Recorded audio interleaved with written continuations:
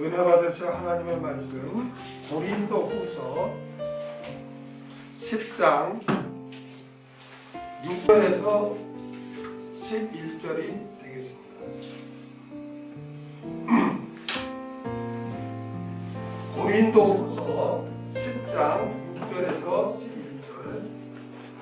너희의 복종이 온전히 될 때에 모든 복종치 않는 것을 벌하려고 예비하는 중이 있노라. 너희는 외모만 보는도다. 만일 사람이 자기가 그리스도에게 속한 줄을 믿을진대 자기가 그리스도에게 속한 것 같이 우리도 그러한 줄을 자기 속으로 다시 생각할 것이다. 주께서 주신 권세는 너희를 파하려고 하신 것이 아니요 세우려고 하신 것이니 내가 이에 대하여 지나치게 자랑하여도 부끄럽지 아니하리라. 이는 내가 편지들로 너희를 놀라게 하려는 것 같이 생각지 않게 하리니 저희의 말이 그 편지들은 중하고 힘이 있으나 그 몸으로 대할 때는 약하고 말이 시원치 않다니 이런 사람은 우리가 떠나 있을 때 편지들로 말하는 자가 어떠한 자이면 함께 있을 때 행하는 자도 그와 같은 자인 줄 알라. 사도적 권위로 대적자들을 징계하는 것을 펴며 사도적 권위로 대적자들을 징계할 것을 펴며 이런 제목으로 같이 말씀을 나누겠습니다. 사도 바울은 전반부에 이어서 또 자신의 사도권을 강하게 이렇게 또 주장합니다. 고린도 교인들 가운데 많은 사람들이 자신의 그동안의 잘못을 회개하고 사도 바울과 이렇게 화목하자 거짓 교사들과 아직 그들에게 동조하는 사람들이 아주 더 발악을 하면서 사도 바울을 비방하는 일이 생겨났습니다. 따라서 사도 바울은 단순히 자신의 사도권을 변호하는 소극적인 전반부와는 달리 끝까지 진리를 거스리는 적대자들에게 대해서는 엄하게 이렇게 대하겠다고 증거합니다. 6절 너희의 복음이 온전히 될 때 모든 복종치 않는 것을 벌하려고 예비하는 중에 있노라. 너희의 복종이 온전히 될 때 오늘 본문에서 너희는 고린도 교인들을 가리키죠. 그리고 복종을 휘파코이라고 하는데요. 휘파코에 라고 하는데 이 단어는 뭐뭐 밑에 있다. 밑에 있다. 뭐뭐에 따르다. 따르다 하는 뜻의 휘포와 또 말하다.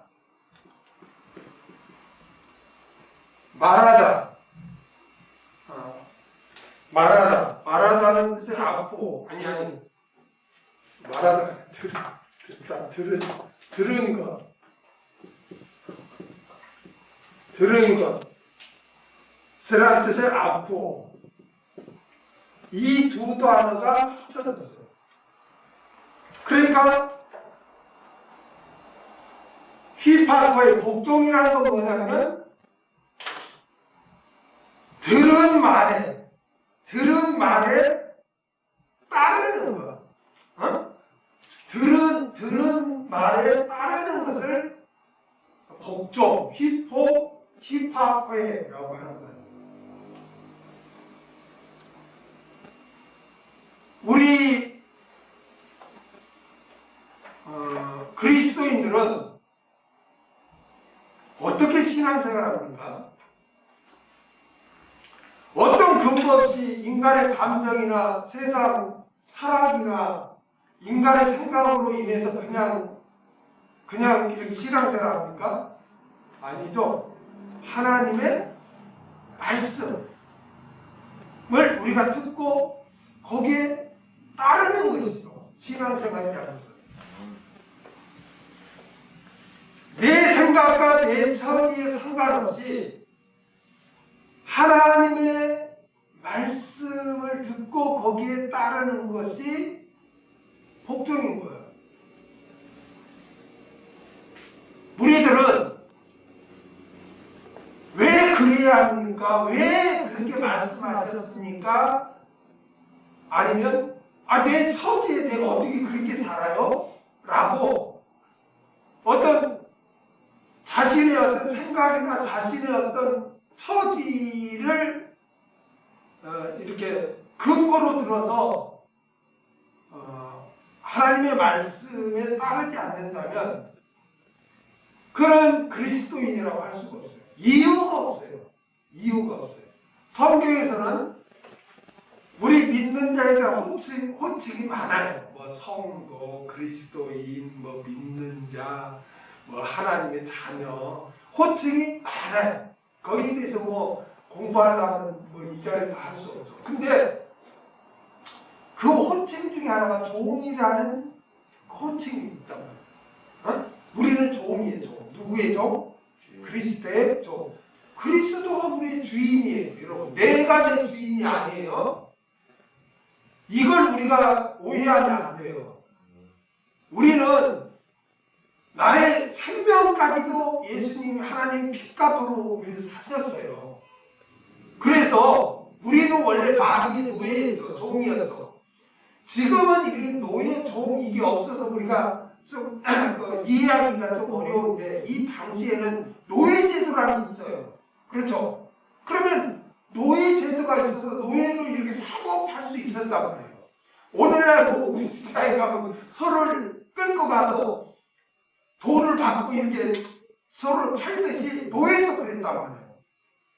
그러니까 우리가 죄로 말미암아 마귀의 종이었죠. 마귀의 종이었어요. 그러면은 하나님이 마귀의 종에서 자신의 종으로 자신의 자녀로 할 때 그냥 너 내 자녀야 하면은 하나님의 공의를 어기는 거예요. 그러면 어떻게 값을 지불해야 하죠. 근데 죄값이 뭐예요? 사망. 그래서 예수님이 피를 흘리신 거예요. 죽으신 거예요. 죽음을 내어주고 우리를 산 거예요. 하나님의 종으로. 이게 마귀의 종에서 하나님의 종으로 옮겨진 거예요. 여러분, 종은 뭐예요? 종은 주인의 명령에 철저히 복종하는 거예요. 주인이 시키면은 뭐 내 컨디션이 안 좋았어. 나는 이거 하고 싶어요. 뭐 이럴 수가 없어. 무조건 그 주인의 말에 복종해야 되는 거예요. 우리가 그런 자라는 우리가 그런 자. 그래서 바울이 너의 복종이 온전히 될 때 고린도 교인들 중에 순수하게 말씀에 복종하는 성도들과 거짓 교사들의 꾀임에 빠져서 말씀에 복종치 않는 교인들이 또 일부 있었단 말이에요. 사도 바울은 거짓 교사들의 꾀임에 빠져있던 교인들이 그들의 잘못을 깨닫고 말씀에 복종하여 고린도 교회 성도들 모두가 복종하는 자들로 온전히 될 때까지 내가 기도하고 기다리고 있겠다는 거예요. 바울. 그 다음에 모든 복종치 않는 것을 벌하려고 예비하는 중에 있노라. 모든 복종치 않는 것은 뭐냐면은 거짓 교사들과 아직도 그들에게 동조하고 있는 교인들의 행동을 말해요. 모든 복종치 않는 것을 벌하려고 이거는 액디케사예요.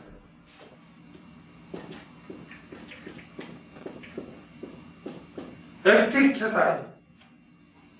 벌하려고. 이거는 뭐냐면 공의를 행하다.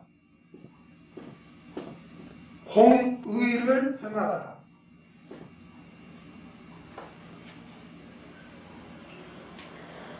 여러분, 그럼 공의를 행한다는 게 뭐예요? 공의를 행한다는 게 하나님의 심판을 말하는 거예요. 하나님의 심판. 하나님께서 공의의 하나님으로서 행한 대로 갚아주십니다. 아멘. 바울은 주께로부터 사도로 세움을 입었죠. 사도로 보냄을 받은 자도.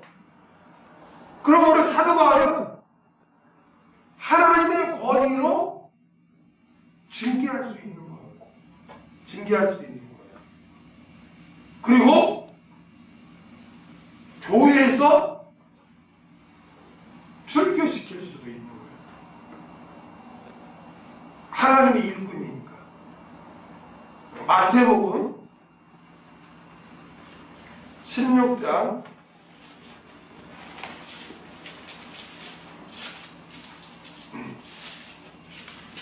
18절에서 19절을 보면요. 또 내가 내게 이르노니 너는 베드로라. 내가 이 반석 위에 내 교회를 세우리니 음부의 권세가 이기지 못하리라. 내가 천국 열쇠를 내게 주리니 내가 땅에서 무엇을 매면 하늘에서도 매일 것이요 내가 땅에서 무엇을 풀면 하늘에서 풀리리라. 예수님이 직접 이 말씀하셨죠. 근데 이 말씀을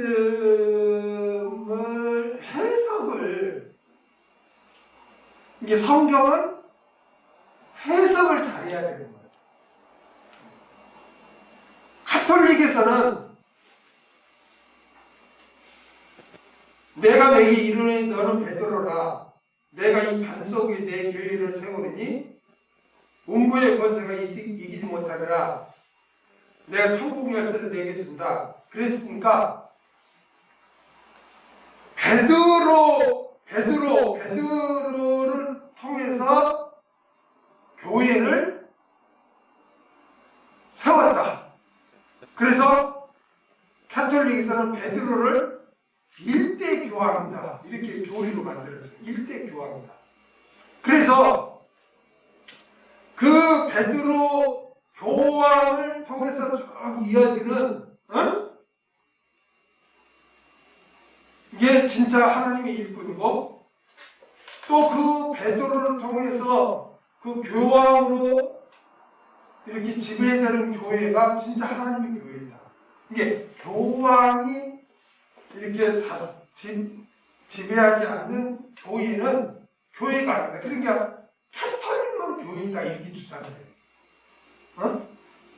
그래 해석을 엉터리로 하니까 그래요. 그러나 그들이 원문을 제대로 알면 내가 내게 이르는 너는 베드로라고 했잖아요. 그때는 남성 명사로 돼 있어요. 이게 페트로스 남성 명사로 돼 있어요. 그러나 내가 이 반석 위에 교회를 세운다 할 때는 이것도 이 반석도 페트로스인데 이게 여성이에요. 여성 명사로 기록되어 있어요. 이게 베드로하고 이 반석, 베드로라는 뜻이 원래 반석이라는 뜻이거든요. 이게 베드로하고 이 반석은 같은 게 아니에요. 그러면 이게 무슨 말이냐면 성경은 앞뒤 문맥과 전체적으로 봐야 되거든요. 이 앞에 보면 17절에 보면 예수께서 대답하기를 가요나 시몬아 내가 보고 있도다 이를 내게 알게 하시니 하늘에 계신 내 아버지이십니다 그랬잖아요. 그러니까 사람들은 나를 누구라 하니? 이렇게 예수님이 물어봐요. 그러니까 막 사람들이 친리와라고 합니다. 엘리야라고 합니다. 막 이렇게. 그러니까 이제 제자들 향해서 그럼 너희들은 나를 누구로 아느냐? 이렇게 질문해.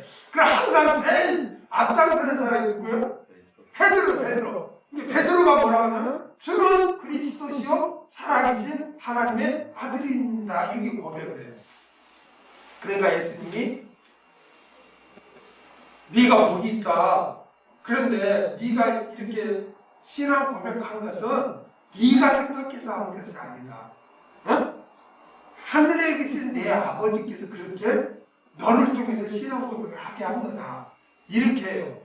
그러면서 이제 18절에 나오거든요. 그러면서 내가 내게 이르노니 너는 베드로라 반석이라. 내가 이 반석에 대해 교회를 세운다고 그랬잖아요. 이게 무슨 말이냐면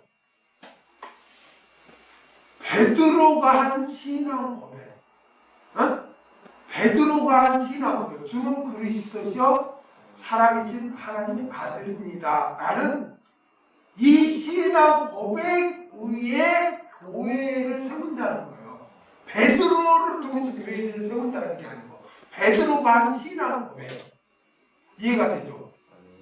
그러니까 교회라는 것은 어떤 인간에 의해서라는 게 아니라 오직 예수가, 그래서 다른 성경에 예수를 모퉁이 돌이라고 하고 그러잖아요. 이게 예수가 기초가 되는 거예요. 예수님에 대한 신앙 고백 위에 교회가 있는 거지, 예수님과 온데간데 없는 교회는 그 교회라고 할 수가 없는 거예요. 아멘? 예수님을 주로 시인하는 자들의 모임이 교회인 거예요. 믿습니까? 그래서 네가 신앙 고백 위에 내가 교회를 세우겠다. 그러면서 온부의 권세가 이기지 못하리라 그랬잖아요. 그리고 19절에서 내가 천국 열쇠를 내게 주리니 내가 땅에서 무엇을 매면 하늘을 매일 것이요 내가 땅에서 무엇을 풀면 하늘에 풀리리라 그랬잖아요. 또 이 말씀을 가지고 오해해가지고 내가 이 땅에서 기도하면 그대로 응답된다, 또 이렇게 해석하는 분들도 많아요. 근데 그 말이 아니고 여기서 천국이 나와서 천국 열쇠를 준다는 게 뭐예요? 천국 열쇠를 준다는 게, 여기서 천국은 교회 천국을 말하는 거예요. 교회 천국을 말하는 거예요. 자, 우리가 천국에 대해서 여러분 제가 옛날에 설명했죠? 천국은 어떤 천국이 있어요? 천국은 어떤 천국이 있어? 천국이라는 말은 뭐냐면은, 천국이라는 말은 다른 게 아니에요. 천국이라는 것은 하나님의 통치가 이루어지는 곳이 천국이야. 아멘? 그러니까 내가 예수님을 영접하고 내가 예수님을 섬기면 그게 천국이야. 그래서 심령 천국이야. 천국이 너희 마음 가운데 있느니라고 해도 그게 심령 천국이야. 그리고 또 어디에서 하나님의 통치가 이루어지죠? 교회에서. 그 심령 천국들이 모여서 교회에서 또 하나님의 통치가 이루어져. 그래서 교회의 천국이에요. 그래서 로마에서 보면 하나님의 나라는 먹고 마시는 것이 아니고 의와 평강과 희락이라고 그러죠. 거기서 하나님의 나라는 교회를 말하는 거예요. 교회.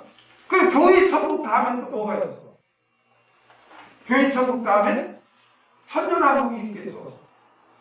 이 세상을 새롭게 하고 이 세상에서 천년 동안 주님과 우리가 왕국으로 나아가요. 그럼 이 세상 끝나는 새하늘과 새 땅이 있는 거죠. 그게 이제 영원한 천국이죠. 이렇게 연결되는 거예요, 천국이. 그러니까 우리가 성경을 볼 때 여기서 말하는 천국이 어떤 천국을 말하는가를 우리가 기억해야 돼요. 아멘? 그러니까 여기서는 교회를 말해요. 교회. 그러니까 교회의 열쇠를 쉽게 말하면 다시 번역하면 내가 교회의 열쇠를 내게 주리니 그랬죠. 그러면 여러분 열쇠라는 거예요. 열쇠를 준다는 게 열쇠? 들어갈 수 있는 도구. 천국에 들어갈 수 있는 천국에 들어갈 수 있는 도구. 어? 도구.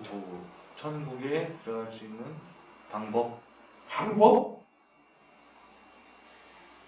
천국에 들어갈 수 있는 방법. 근데 이게 천국이 교회라고 했잖아요. 교회. 여기서 천국 교회라고 했잖아요. 그럼 교회 열쇠란 말이에요. 여러분 열쇠라는 거 열쇠. 쉽게 말하면 우리는 열쇠 개념을 잘 모르는데 열쇠란 옛날에 곡간 열쇠를 이렇게 시어머니가 며느리한테 준다 이런 거 있잖아요. 그런 거 네가 네 관리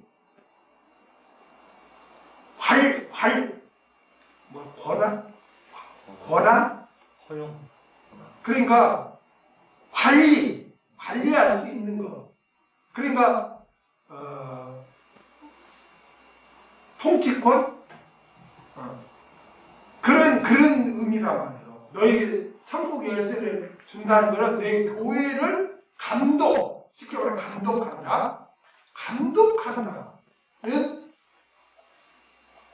그것을 준다는 거죠. 주인이 내가 땅에서 무엇을 매면 하늘에서도 매일 것이요 땅에서 무엇을 불면 하늘을 불리리라 그랬죠. 이거는 들어보세요. 많은 사람들이 네가 여기서 기도하면 하늘에서도 기도 응답이 되고 네가 여기서 하면 한다 그 소리가 아니에요. 그게 아니고 교회에서 너에게 내가 교회를 감독할 것을 사도들에게 하나님이 이렇게 내를 준다. 그러면서 이 말씀이 나오잖아요. 그러면 이 말씀이 뭐냐면 이걸 알려면 마태복음 18장 15절에서 20절로 가서 봐야 돼요. 이 말씀을 해석하려면 성경은 성경으로 해석해야 되겠죠? 마태복음 18장 15절에서 20절을 보면 내 형제가 죄를 범하거든 가서 너와 그 사람과만 상대하여 거두어라. 만일 들으면 내 형제를 얻을 것이요 만일 듣지 않거든 한두 사람을 데리고 가서 두세 증인 입으로 말마다 칭찬케 하라. 만일 그들의 말도 듣지 않거든 교회의 말도 듣지 않거든 이방인과 세리와 같이 여기라. 진실로 너에게 이르노니 무엇이든지 너희가 땅에서 매면 하늘에 매일 것이요 무엇이든지 땅에서 불면 하늘에서 불리리라. 그렇죠? 그러니까 이게 뭔 말이에요? 들어보세요. 이게 무슨 말이냐면 교회 안에 죄가 침투했어. 그러면은 권면을 하라는 거야. 찾아가서 조용히 모르게 조용히. 근데도 안 들어. 그걸 또 증인을 데리고 가서 해. 그러면 되겠는가? 회개해야지. 그렇게 하면 안 된다. 그러면 교회가 죄악이 물들어서 무너진다. 그렇게 하지 마라. 안 듣네? 구약이라는 증인 세까지 하잖아요. 또 데리고 가서 보면 안 되잖아. 그래 교회에서 그러면 세리 치고 가라는 거예요. 출교시키라는 거예요. 그런 사람.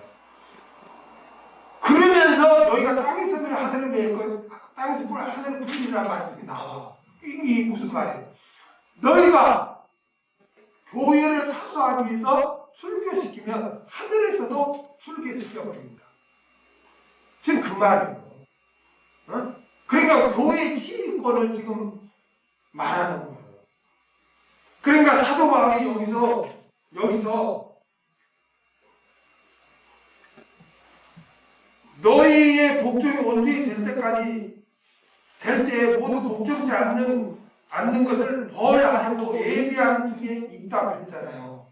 그러니까 나는 너희들 모두가 회개하고 하나님 말씀 복종하기를 나는 원한다. 그걸 놓고 나는 기도하고 기다리고 있다. 기도하고 있다. 그런데 하나님의 정하신 때까지 너희가 돌이키지 않으면 내가 가서 벌하겠다는 거예요. 벌하겠다는 건 뭐예요? 벌하겠다는 건 아까 여기 벌하다가 엑디케사이 그러잖아요. 공의를 행하다 그러잖아요. 하나님의 심판을 하겠다는 거잖아요. 그러면 뭘 심판하겠다는 거예요? 가서 그들을 뭐 때리겠다는 거예요? 아니죠. 그들을 교회에서 출교시키겠다는 거예요. 출교시키겠다. 그래서 나는 지금 기도하면서 다 온전히 복종하기를 나는 기다리고 있다. 그러므로 고린도 교회의 교인들 가운데 아직까지 거짓 교사들에게 동조하며 말씀에 복종치 않고 있는 자들은 빨리 회개하고 복종하라! 라고 지금 바울은 증거하는 것입니다. 7절 너희는 외모만 보는도다. 만일 사람이 자기가 그리스도에게 속한 줄을 믿을진데 자기가 그리스도에게 속한 것 같이 우리도 그러한 줄을 자기 속으로 다시 생각할 것이라. 참 우리나라 말인데도 읽고 나서 이게 무슨 말인가 이해가 안 돼요. 우리나라 말인데 읽고서도 이게 무슨 의미인가를 몰라. 너희는 외모만 보는도다. 그래서 고린도 교인들 중 일부는 거짓 교사들의 속임에 넘어가 바울의 사도성을 부인하게 된 원인 중에 하나가 뭐냐면 외모로 바울을 판단했기 때문이에요. 거짓 교사들이 있잖아요. 인간들이 써준 추천서가 있었어요. 당시 쉽게 말하면 오늘날에 여러 교단들 있잖아요. 그러면 그 교단에서 인도네시아 어디로 할 때 선교사 추천 이런 게 있잖아요. 우리 교단의 목사다. 우리 교단에서 파송한 무슨 선교사다. 그런 위임장이 있잖아요. 그와 같이 그 당시에 거짓 교사들도 저것끼리 무슨 협회 이런 걸 만들어서 거기서 이렇게 서류 위임장 이런 걸 해가지고 주었단 말이에요. 그러니까 유대계에서도 바울이 그 다메섹에 그리스도 잡으러 갈 때 산헤드린 공에서 위임장을 받아가지고 가잖아요. 잡으러. 이게 그와 같이 거짓 교사들은 저들이 만든 사람들이 만든 위임장을 추천서 이런 게 있었어요. 그리고 또 거짓 교사들은 외식으로 율법의 의식을 엄청 이렇게 행하고 강조했단 말이에요.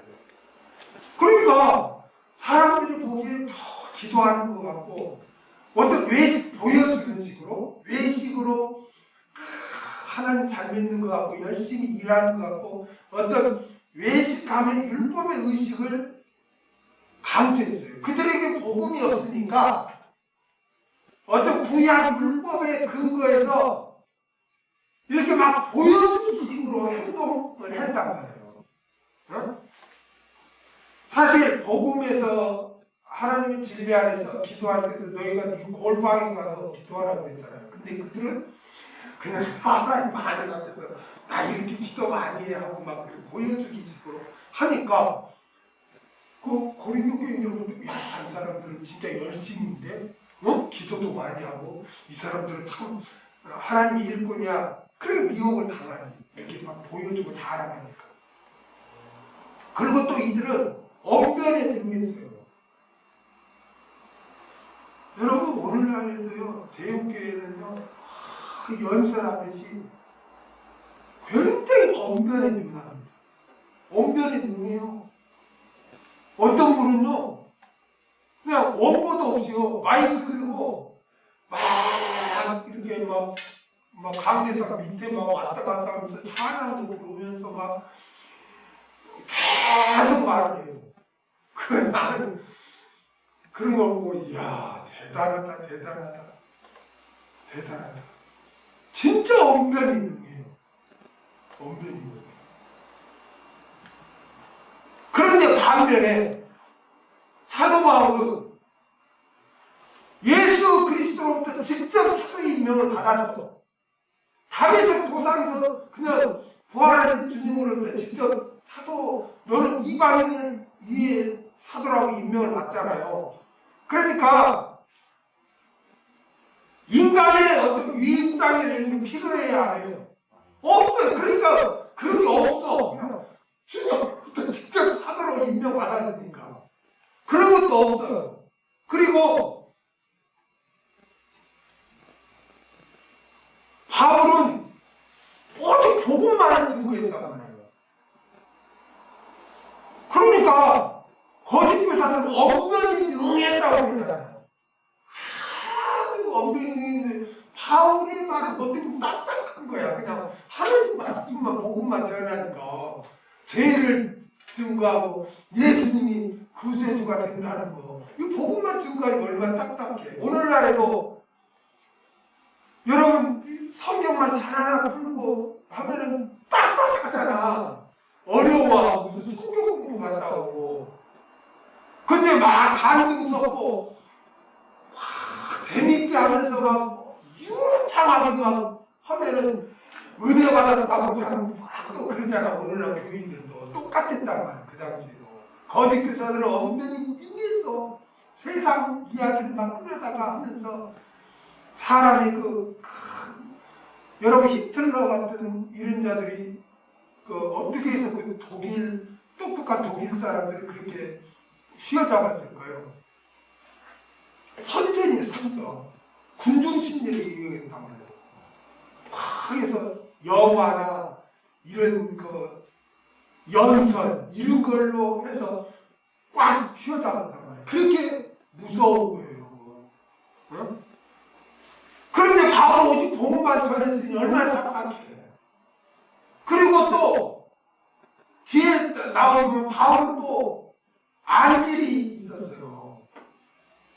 눈에 눈병. 그러니까 거름도 끼고 눈곱도 끼고 눈물도 질질 흘리고 눈 항상 비비고 막 힘이 이렇게 보고 하니까 얼마나 눈이 흐름덩이니까 못생겼잖아. 사실 얼굴에 아름다움을 많이 차지하는 눈이잖아. 네?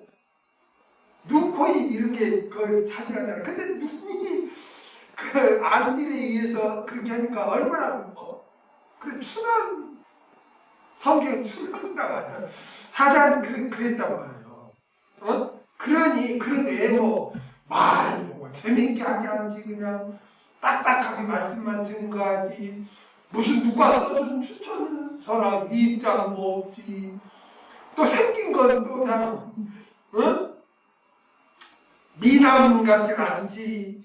그러니까 그런 거짓 교사들을 축성하는 자들은 바울의 그런 외적인 것을 보고 막 바울을 무시하고 사도성을 인정하지 않고 사역의 신실성을 막 의심했단 말이에요.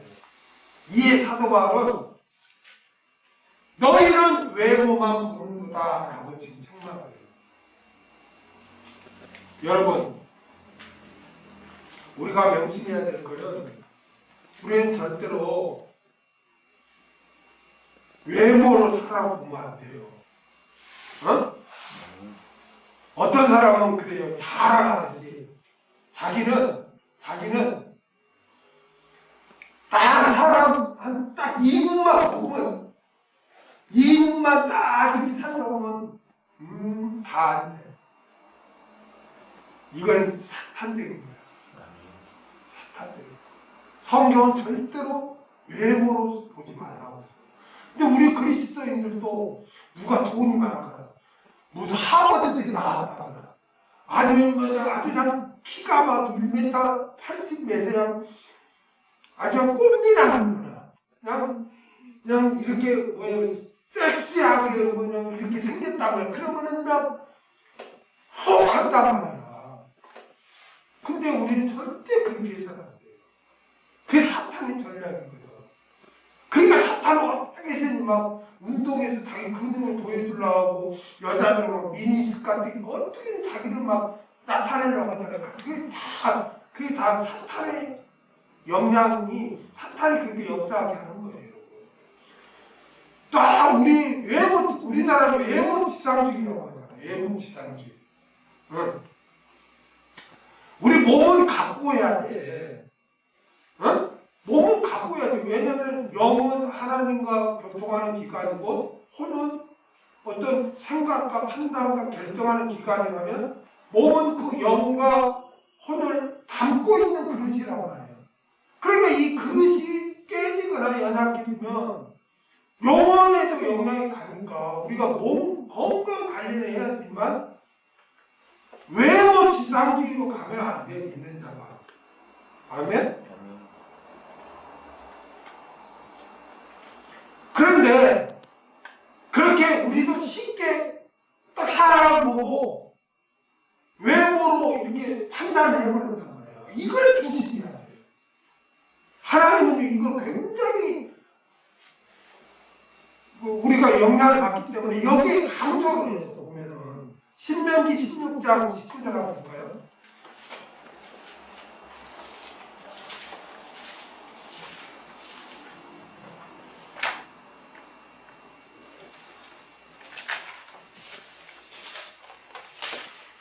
너는 굳게 판단하지 말며 사람을 외모로 보지 말며 또 뇌물을 받지 말라. 뇌물은 지혜자의 눈을 어둡게 하고 의인의 말을 굳게 하느니라.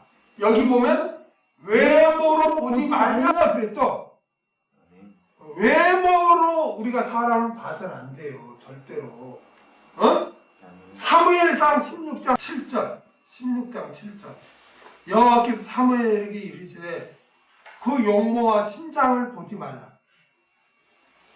내가 이미 그를 버렸노라. 나의 보는 것은 사람과 같지 아니하니 사람은 외모를 보거니와 나 여호와는 중심을 보는다. 그러니까 여러분 이 당시에도 있잖아요. 인간이라면 이 당시에도 용모를 보고 신장을 봐봤지. 키를 이때도 많이 키를 봤나 봐. 요즘도 막 키가 몇이야 하잖아. 어? 그러니까 그때나 지금이나 인간은 다 똑같아요. 용모와 신장을 보고 그러잖아요. 근데 사람은 또 외모를 보거니와 그러잖아요. 어? 그러니까 사람들은 자기도 모르게 눈에 보이는 외모를 보고 판단한단 말이야. 어? 그러니까 우리가 얼마나 조심해야 돼요. 사람은 외모를 본다고 하잖아. 그러니까 우리가 이 말씀의 지배를 받지 않으면 우리도 똑같이 불신자처럼 외모를 보고 판단해버린단 말이에요. 아, 쟤는 이래. 이렇게 판단한단 말이에요. 절대 우리가 이래서는 안 돼요. 아멘?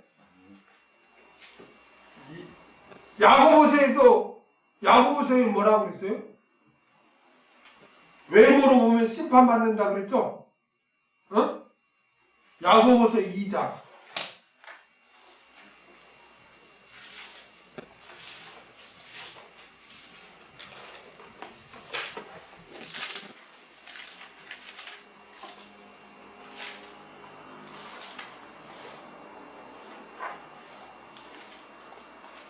2장 9절 만일 너희가 외모로 사람을 취하면 죄를 짓는 것이니 율법이 너희를 범죄자로 정하리라.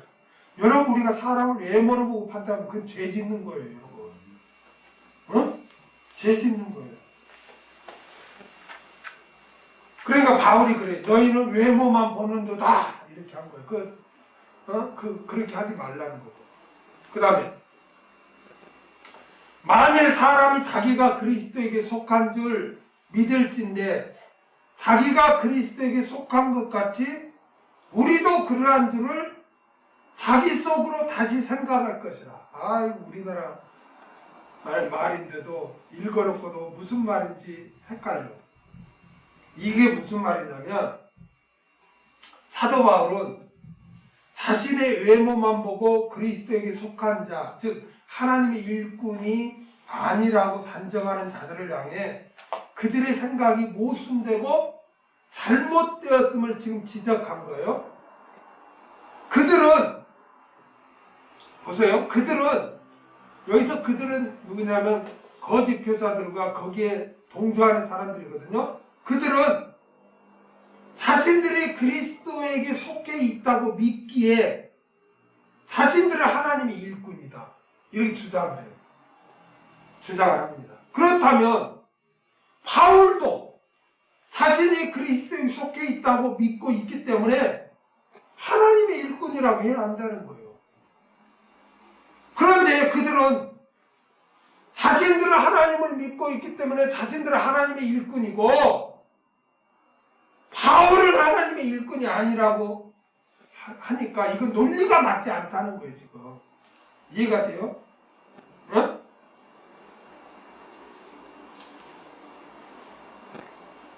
그래서 사도 바울은 너희가 그리스도에게 속한 줄 믿고 나도 그리스도에게 속한 줄 믿는데 같지 않고 다르다면 둘 중에 하나는 가짜라는 거예요.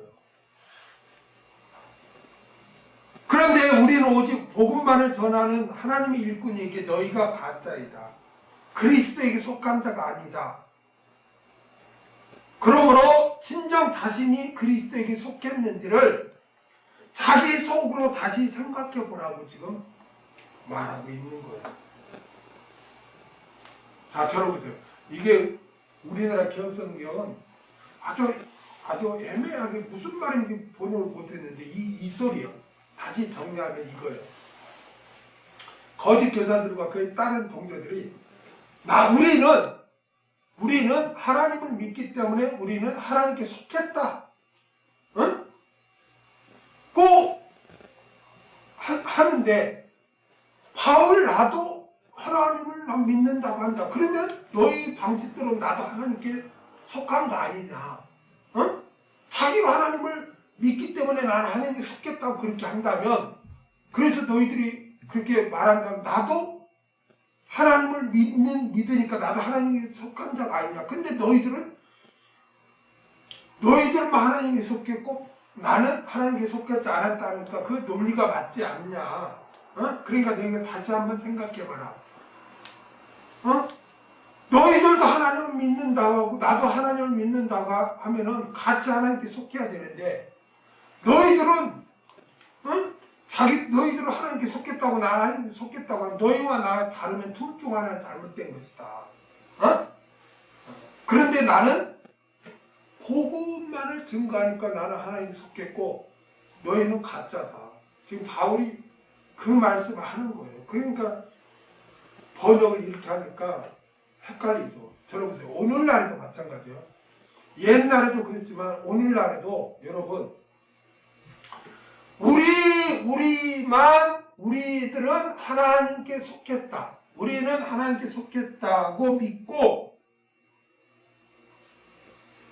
다른 일반 교인들은 하나님께 속하지 않았다 라고 말하는 자들이 많다는 거예요. 어? 이게 무슨 말이냐면, 그러니까 우리는 하나님께 속겠다고 믿는 자들이 있어. 그런데 그들은 그걸 확신범이라고 해요. 자기는 잘못된 일도 몰라요. 그냥 우리만 구원받는다 이렇게 주장을 해요. 그리고 일반 교회는 다 썩었기 때문에 구원이 없다 이렇게 주장을 해요. 그래서 신천지가 이거잖아요. 오늘날의 신천지가 이거예요. 신천지는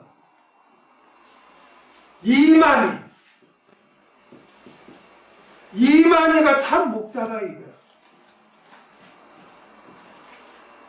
그리고 이만희는 보혜사 성령이다 이거야.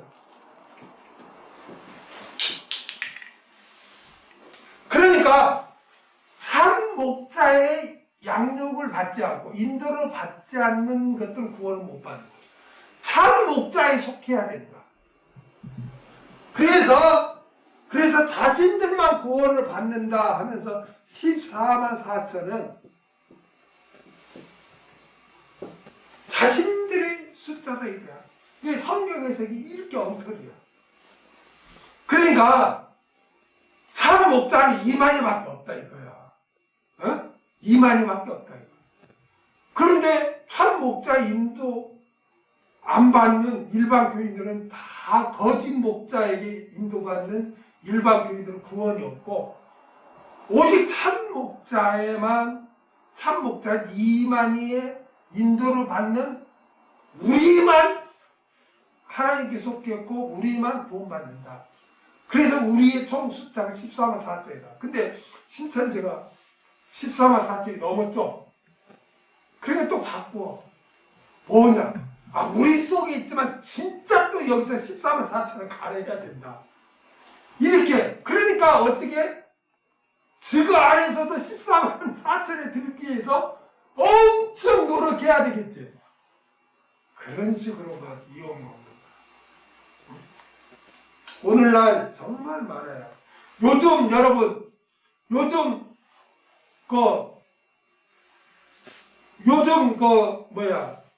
시끄럽게 하는 데가 뭐죠?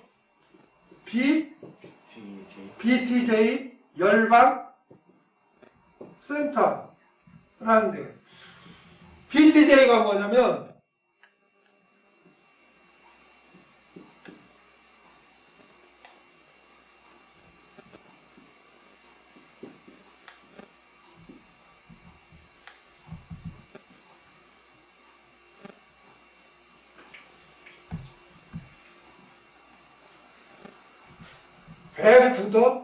back to the 예루살렘이요.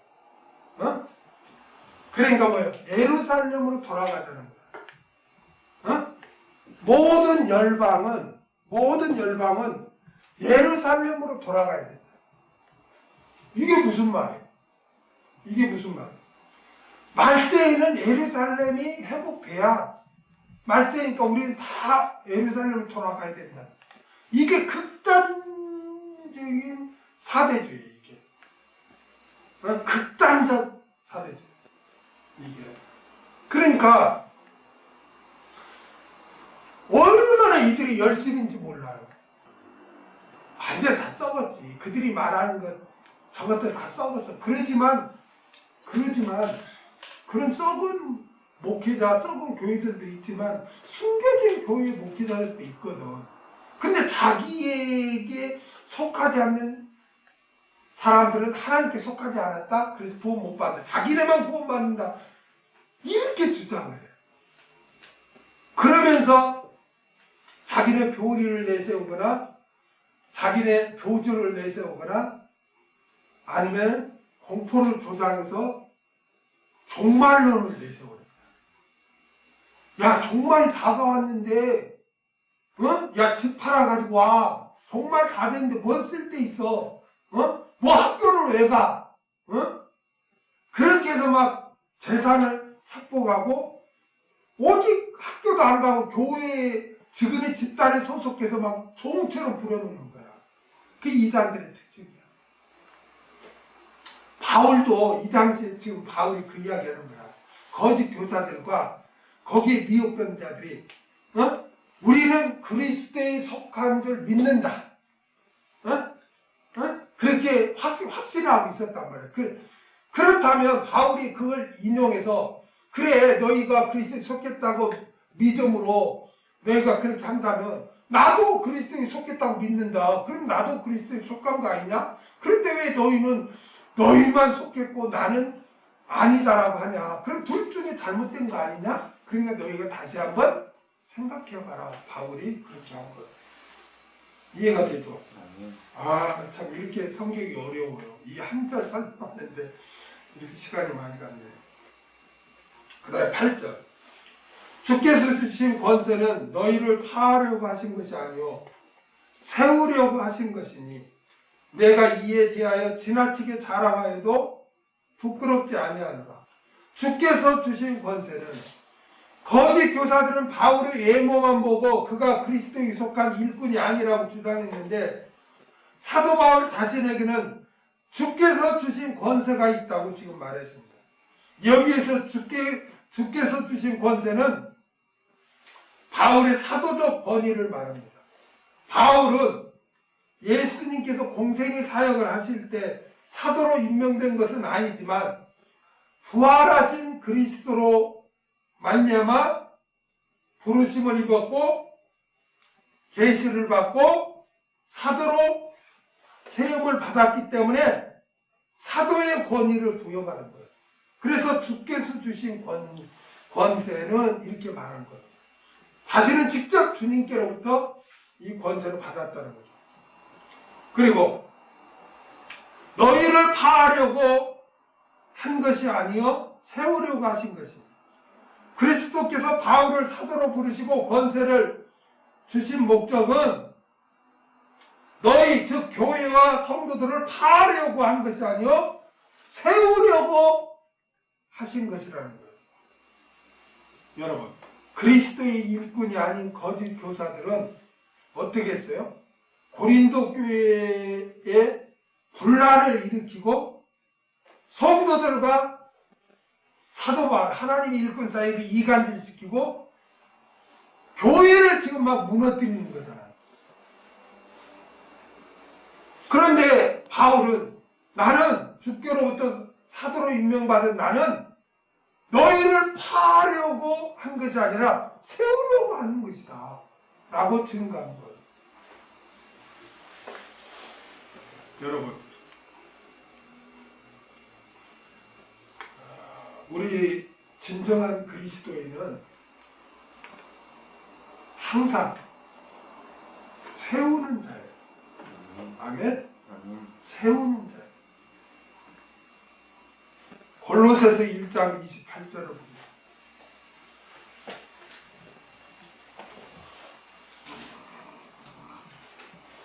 골로새서 1장 28절. 우리가 그를 전파하여 각 사람을 권하고 모든 지혜로 각 사람을 가르침은 각 사람을 그리스도 안에서 완전한 자로 세우려 함이니. 데살로니가전서 5장 14절을 한번 보겠습니다. 데살로니가전서 5장 14절.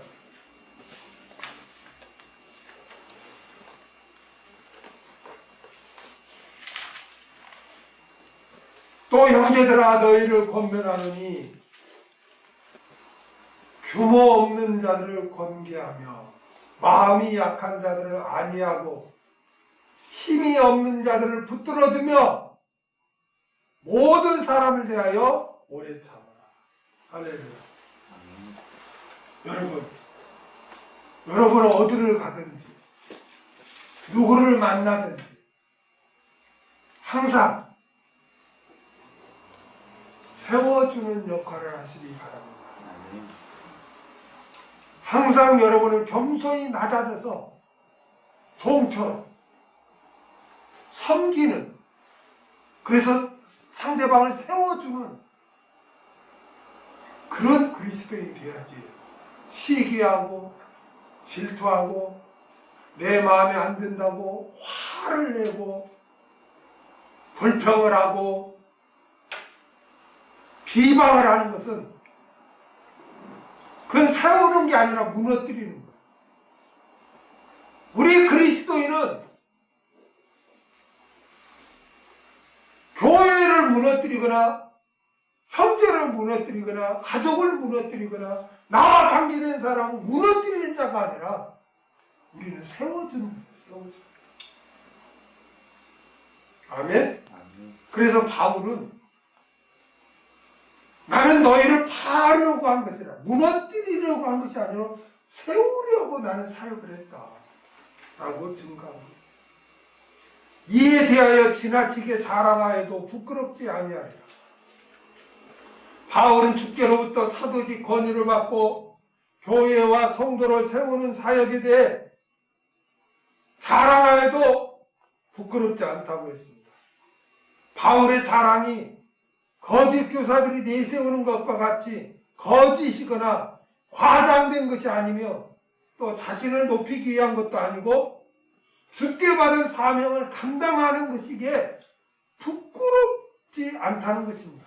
부끄럽게 여기지 않는다는 거예요. 자랑스럽게 여긴다는 거예요. 들어보세요. 여기서 뭐 사도 바울이 내가 지나치게 자랑한다는 게 아니고 성경 전체적으로 보면 자랑은 옳은 것이 아니죠. 그렇죠? 그런데 여기서 이에 대해 내가 지나치게 자랑하여도 부끄럽지 아니하리라 이 말은 뭔 말이에요? 내가 자랑스럽게 여긴다는 거예요. 어? 내가 성도들을 교회를 세우고 교회를 이렇게 세워주고 성도들을 이렇게 세워주고 하는 사역에 대해서 나는 조금도 부끄럽지 않고 나는 자랑스럽게 여깁니다.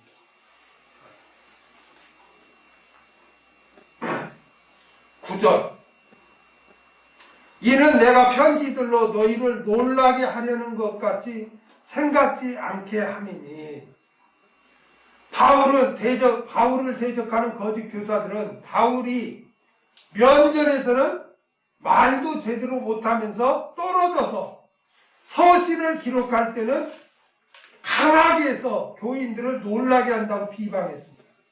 그런데 사도 바울이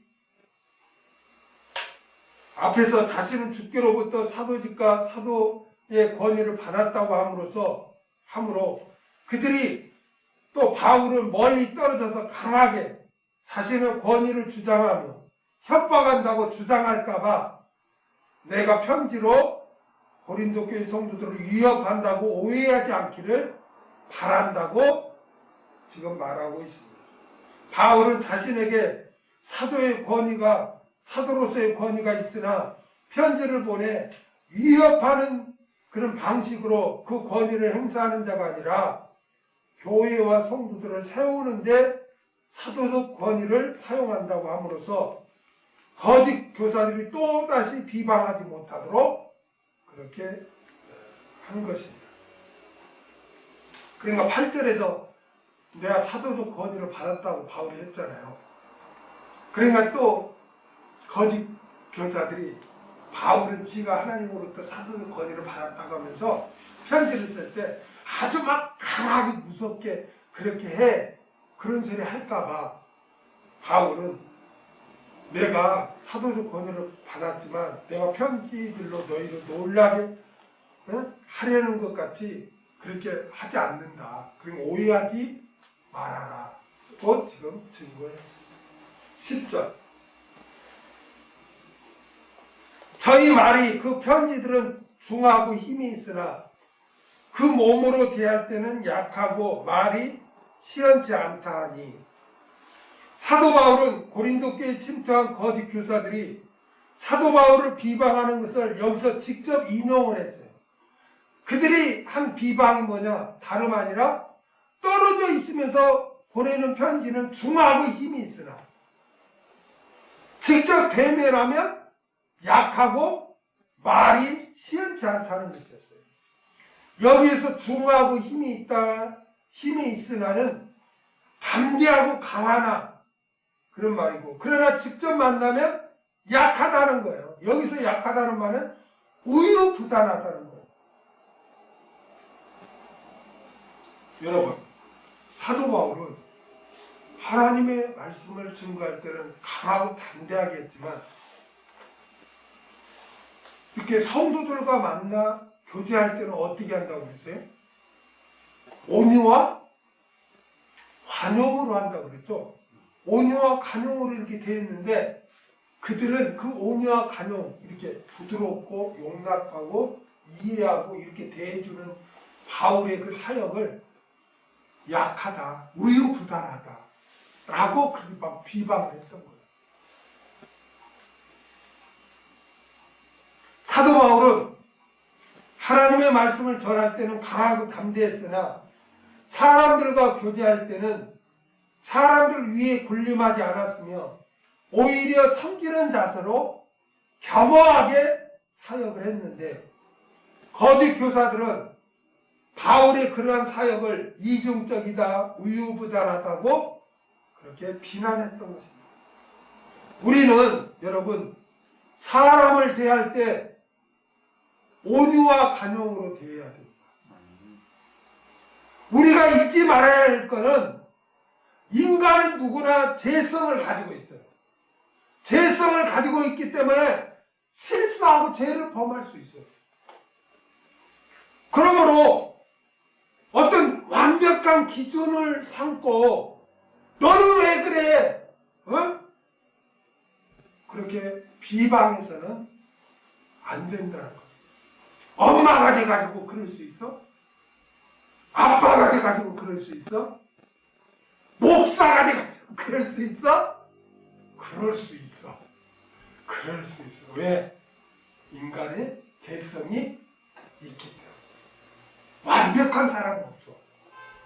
자기도 완벽하지 못하면서 완벽한 하나님 말씀의 기준을 세워놓고 왜 그래?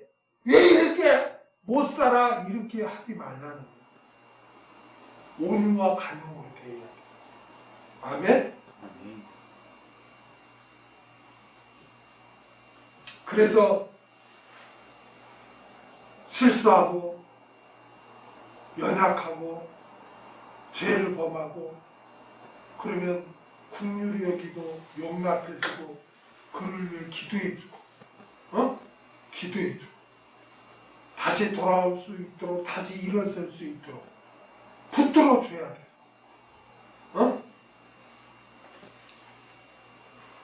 특히 믿는 형제는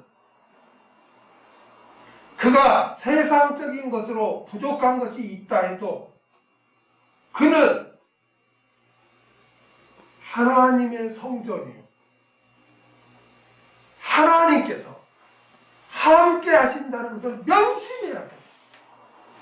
아멘? 아멘. 명심해야 돼. 특히 믿는 형제는 그가 부족하고 연약해도 그는 영적으로 하나님의 성전이고 그에게는 성령님이 내주하고 계십니다. 그래서 형제는 예수님 대하듯 대해야 돼. 예수님 대하듯 대해야 돼. 믿음이 연약하고 부족하다고 해도 예수님 대하듯 대해야 돼. 아멘? 이게 중요한 거야. 아까도 내가 그랬죠. 우리는 절대로 외모로 봐서는 안 된다. 아멘? 외모로 봐서는 안 돼. 우리는 영적으로 그가 믿는 형제라면 하나님의 성전이요 하나님께서 함께 하신다는 것을 명심하고 귀하게 여기고 예수님 섬기듯 섬겨야 할 줄로 믿습니다. 그래서 우리는 사람을 대할 때 항상 온유와 간용으로 대해야 돼요. 아멘? 그 다음 11절.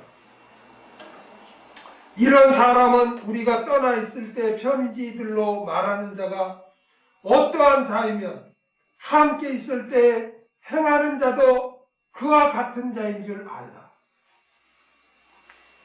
11절은 사도인 자기를 비방하여 대적하는 거짓 교사들과 그들을 추종하는 일부 교인들에 대해 결코 묵인하지 않겠다는 사도 바울의 결단을 지금 말하고 있는 거예요. 아까 6절에서 이랬죠. 너희의 복종이 온전하게 될 때 모두 복종치 않는 것을 벌하려고 예배하는 중에 있노라 그랬잖아요. 너희가 온전하게 되기를 내가 기다리며 기도하고 있다. 그런데 하나님의 때가 되면 어떻게 하겠다는 거예요? 하나님이 허락하시고 때가 되면 내가 방문해서는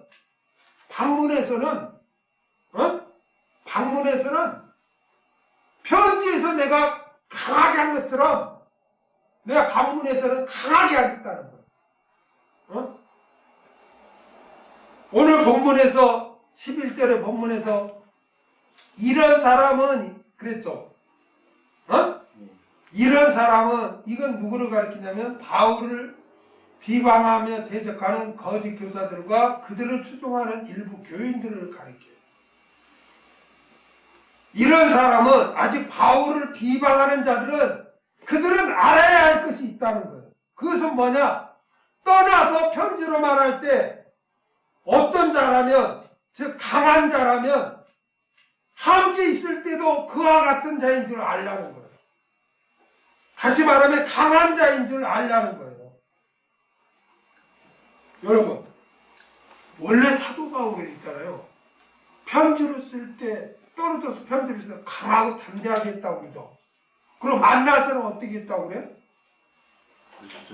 온유와 간용으로 되어 있다고 그러죠. 근데 오늘 이 11절을 보면은 내가 떠나 있을 때 편지들로 말하는 자가 어떤 자이면, 즉 강한 자이면 함께 있을 때 행하는 자, 함께 있을 때도 그와 같은 자인 줄 알라. 그러니까 강한 자인 줄 알라고 말했거든요.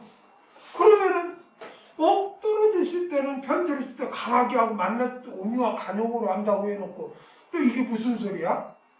떨어졌을 때 편지로 강하게 한 것처럼 함께 있을 때도 내가 강하게 하는 자인 줄 너희 알아라. 이게 무슨 말일까요?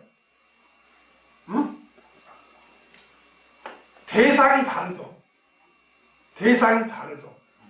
바울은 떨어졌을 때 편지로 강하게 말해. 그런데 만났을 때는 신실한 성도에게는 온유와 간용으로 돼요. 그러나 여기서 말하는 거는 여기 이런 사람이 누구라고 대상이? 바울이 비방한 거짓 교사들과 추종자들. 그렇죠. 거짓 교사와 추종자들이 그때까지 회개하지 않고 계속 비방하고 한다면 그들에게는 온유와 간용으로 하지 않고 편지에서 내가 강하게 한 것처럼 그들과 함께 있을 때야 강하게 하겠다. 6절에 의하면 뭐 하겠다? 벌하겠다. 그거 지금 말하는 거예요. 이해가 되죠? 앞으로 3차 방문 시에는 그때까지 회개하지 않는 자들에 대해서는 사도의 권위를 가지고 강하게 할 터이니까 빨리 회개하고 돌이키라. 거짓 교사들이 비방하는 대로 사람들을 직접 만나면 우유부단하고 무능한 것이 아니라 사도의 권위를 가지고 행하여 내가 벌하게 될 것이라고 지금 선언한 것입니다. 그러니까 거짓 교사들을 교회에서 빨리 제거하고 그들을 추종하는 자들을 회개하라는 것입니다. 고린도 교회 성도들이 디도의 권면으로 그들이 자신의 잘못을 깨닫고 바울과 화목한 상태로 진전되자 거짓 교사들과 아직까지 그들을 추종하는 소수의 교인들이 발악을 하고 있었습니다. 이에 사도 바울은 재차 엄히 경고하며 거짓 교사들을 추방하고 그들을 추종하는 자들은 벌을 주러 가기 전에 빨리 회개할 것을 지금 촉구한 것입니다.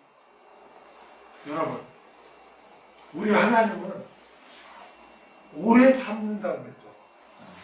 여러분, 오래 참는다는 게 무슨 말이에요? 오래 참는다는 것은 끝까지 참는다는 게 아니에요. 오래 참는다는 것은 하나님이 정하신 때까지 참아준다는 거예요. 아멘? 그거지 끝까지 참는다는 게 아니에요. 어느 때가 되면 하나님이 참다가 하나님이 정하신 때까지 돌이키지 않으면 하나님께서 징계하시고 심판하시고. 그러니까 바울은 내가 너에게 다시 가기 전에 난 너희가 온전히 순종하기를 나는 기도하고 준비하고 있다. 너희가 둘이 온전히 모두 복종하기를. 그런데 그럼에도 불구하고 너희가 계속 돌이키지 않고 비방하고 거짓 교사들을 추종한다면 하나님이 허락하여 어느 때 내가 가서는 편지로 내가 강하게 한 것처럼 그런 자들에 대해서는 내가 강하게 할 것이다. 벌할 것이다. 다른 말로 출교도 할 것이다. 라고 바울은 증거합니다. 그러면서 빨리 회개하라는 거예요. 여러분, 우리들도 마찬가지입니다. 우리들도 실수하고 죄를 범할 수 있습니다. 그런데 내가 이렇게 해도 뭐 아무 일 없네, 뭐 괜찮네, 그렇게 착각을 하고 계속 죄를 범하면 저 하나님은 오래 참고 있다는 것을 깨달아야 돼요. 그런데 그 하나님이 언제까지 참을지는 우리가 알아요? 몰라요? 몰라요. 우리가 알 수가 없어. 그러니까 즉시 우리가 회개하고 돌이켜야 돼요. 아멘? 바울은 지금 그렇게 사도적 권위로 대적자들을 징계할 것을 이렇게 표명했습니다.